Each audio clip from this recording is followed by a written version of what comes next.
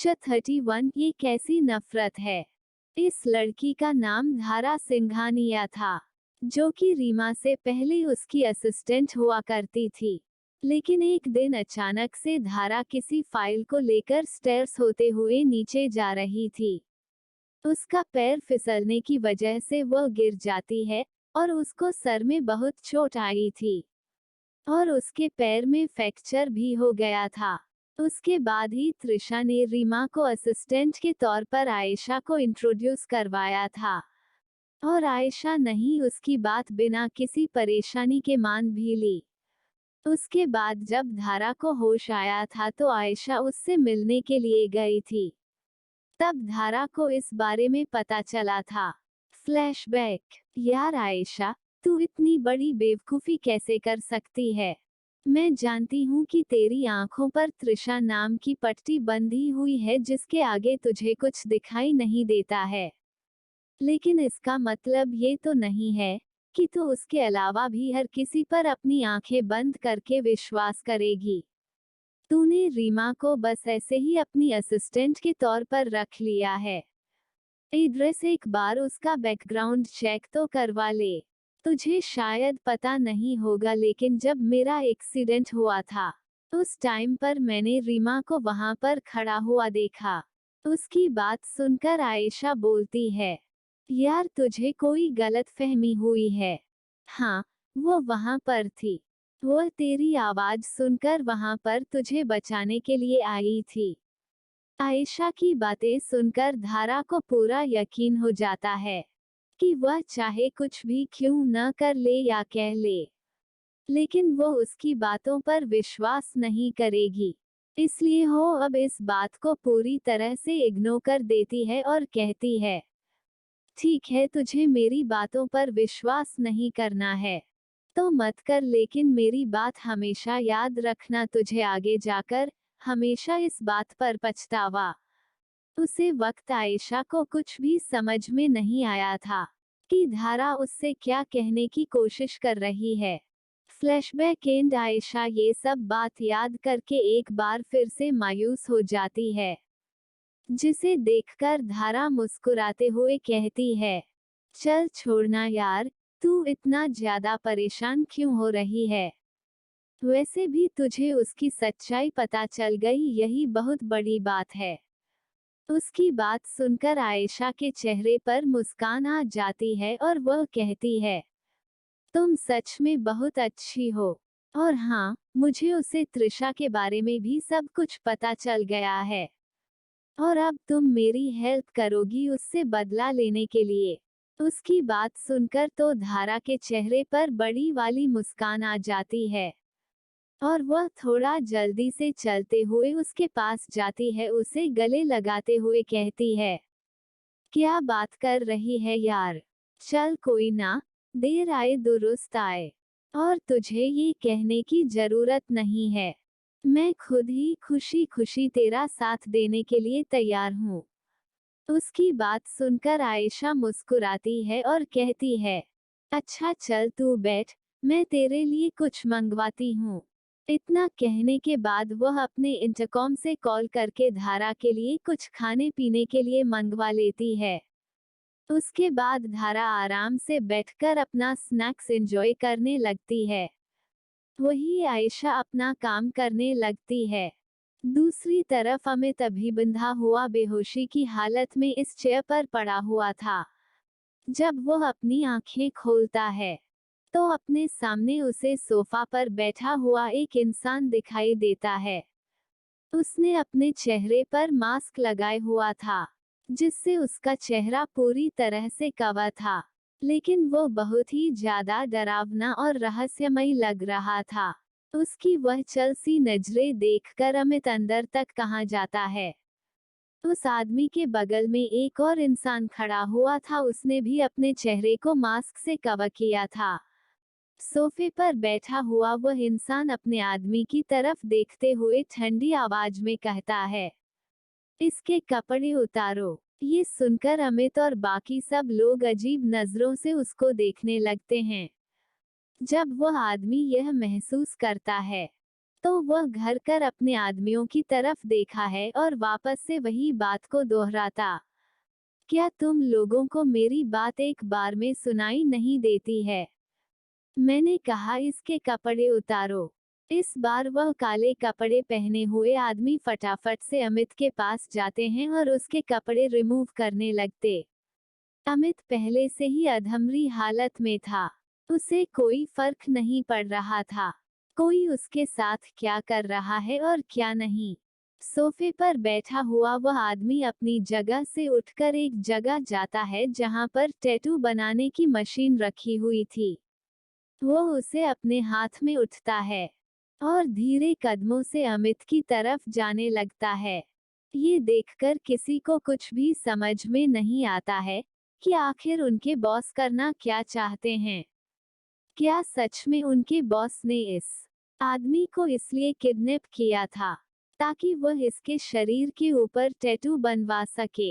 ये कैसा टॉर्चर हुआ? उस आदमी को इस बात से कोई फर्क नहीं पड़ रहा था कि उसके आदमी उसके बारे में क्या सोच रहे हैं। वो फिर अमित के सामने जाकर खड़ा हो जाता है और मशीन को चालू कर देता है।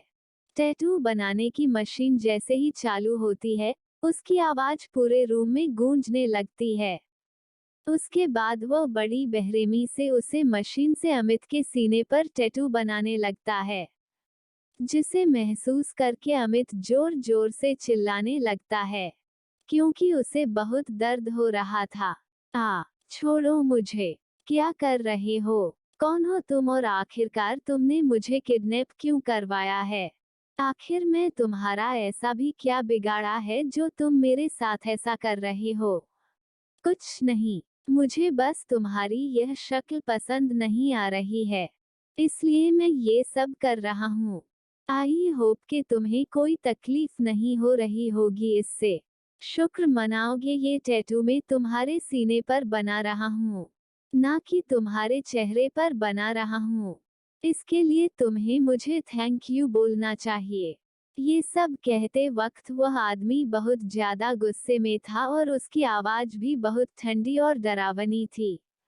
उसके बाद वह धीरे से वहां से हट जाता है जैसे ही बॉडीगार्ड और बाकी सारे लोग ये देखते हैं कि उस आदमी ने अमित के सीने पर क्या लिखा है, तो उनकी आंखें हैरानी से बड़ी बड़ी हो जाती है। उन्हें विश्वास नहीं हो रहा था कि उनके बॉस ऐसा भी कर सकता है, लेकिन उनमें से किसी की भी हिम्मत नहीं हो रही थी कुछ भी बोलने की। उसके बाद वह आदमी खड़ा होकर एक बॉडीगार्ड की तरफ देखते हुए कहता है, इस जहां से लेकर आए थे वहीं पर फेंक कर आओ। उसके आदमियों को विश्वास नहीं हो रहा था कि उनके बॉस क्या कह रहे हैं। क्या अभी अभी जो कुछ भी उन्होंने सुना था वह सही था? क्या उनके बॉस ने सच में ये कहा था कि इस जिंदा वापस छोड़कर आना है? क्योंकि आज से पहले वह लोग जब भी किसी को भी यहाँ पर लेकर आते थे, उसकी सिर्फ लाश ही वापस निकलती थी। शायद अमित ये पहला इंसान होगा जो कि यहाँ से जिंदा वापस जा रहा था। वह फटाफट से उस आदमी को और ज्यादा नाराज ना करते हुए अमित के नीचे पड़े हुए कपड़े को उठाकर उसे पहनते हैं और उसे वहां से लेकर बाहर चले जाते हैं। उन सबके जाने के बाद कमरे में सिर्फ 2 लोग ही रह गए थे। अर्जुन, तू भाभी से प्यार करता है?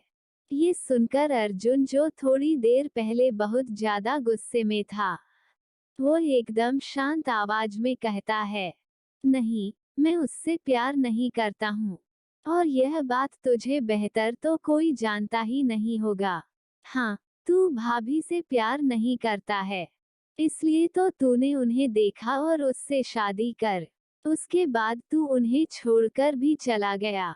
तूने दुख दर्द देना चाहता था, लेकिन जब शादी के पहली रात तूने उन्हें रोता हुआ देखा, तो तू उन्हें छोड़कर चला गया, ताकि तूने और दुख ना दे सके।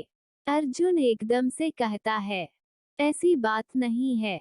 मैं वहां से इसलिए नहीं गया था क्योंकि मैं उसे और तकलीफ नहीं देना चाहता था, बल्कि ऐसा इसलिए था क्योंकि हेडक्वार्टर के सिस्टम को किसी ने हैक कर लिया था।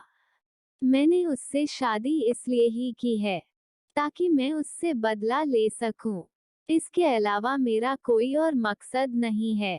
अर्जुन, भाई तू क्यों नहीं समझ रहा है इस बात को? तू भाभी को उसे गलती की सजा दे रहा है जो कि उन्होंने की ही नहीं है। तू किसी और की गलती की सजा उन्हें कैसे दे सकता है?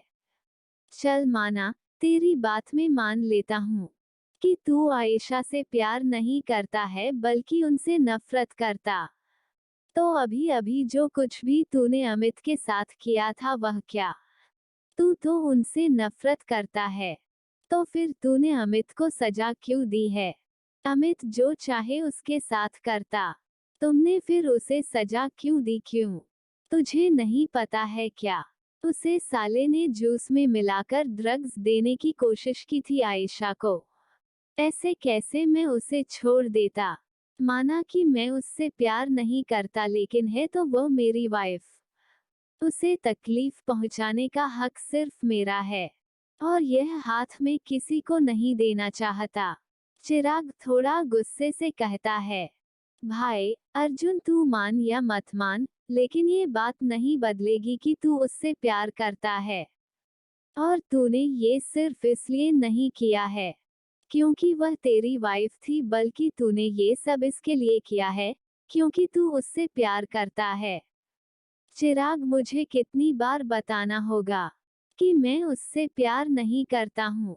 मैंने उससे शादी इसलिए की थी ताकि जिंदगी भर में उसे तकलीफ देता रहूं। मैंने उससे शादी इसलिए की थी ताकि वो किसी और की ना हो जाए।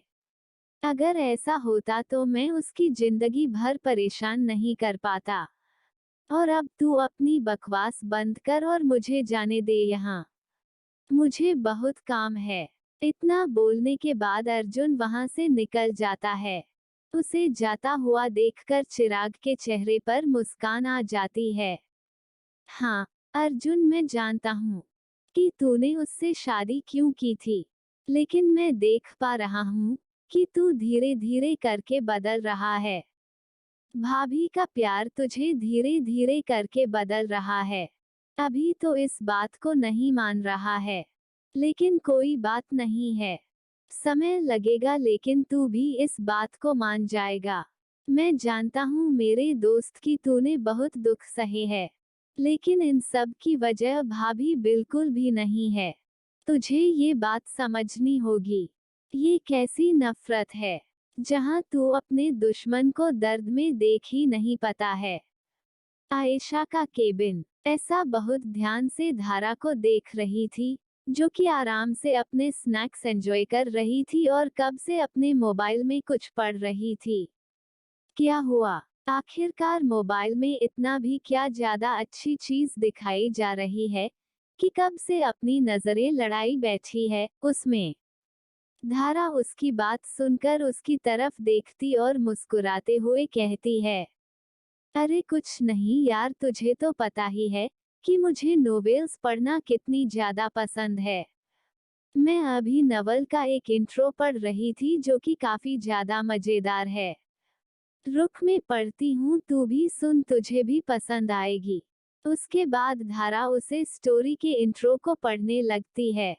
कहते हैं कि प्यार हमें सिर्फ एक ही बार होता है, लेकिन तब क्या हो जब हमारा दिल दो लोगों पर आ जाए। एल विधान शेखावत 21 साल का मोस्ट हैंडसम बैचलर। एल उसे अपने ही क्लासमेट अवंतिका से उसे प्यार था। एल वो दोनों एक दूसरे से इतना प्यार करते थे कि दूरी उनसे बर्दाश्त नहीं हो रही थी। एल इसीलिए वो दोनों कॉलेज खत्म करते ही एक दूसरे से शादी कर लेते। एल मगर शादी का 1 साल ही हुआ था कि अचानक विधान को अवंतिका के मरने की खबर सुनाई देती है। वो जब वहां पहुंचता है तो अवंतिका ने 2 बच्चों को जन्म दिया होता है। वो इस दर्द से उबरा ही नहीं था कि 10 साल बाद उसकी फैमिली एक 18 साल की लड़की तन्वी से उसकी शादी करा देती है। क्या तन्वी कभी 2 बच्चों के फादर को एक्सेप्ट कर पाएगी? और क्या विधान के बच्चे तन्वी को अपनी मां का दर्जा देंगे? क्या विधान अपने प्यार को भुलाकर तन्वी को उसके पत्नी होने का दर्जा देगा? अबिगाइल कैसे होगी इनकी अनचाही शादी का अंजाम एल जानने के लिए पढ़ते रहिए इश्क़े इबादत एल।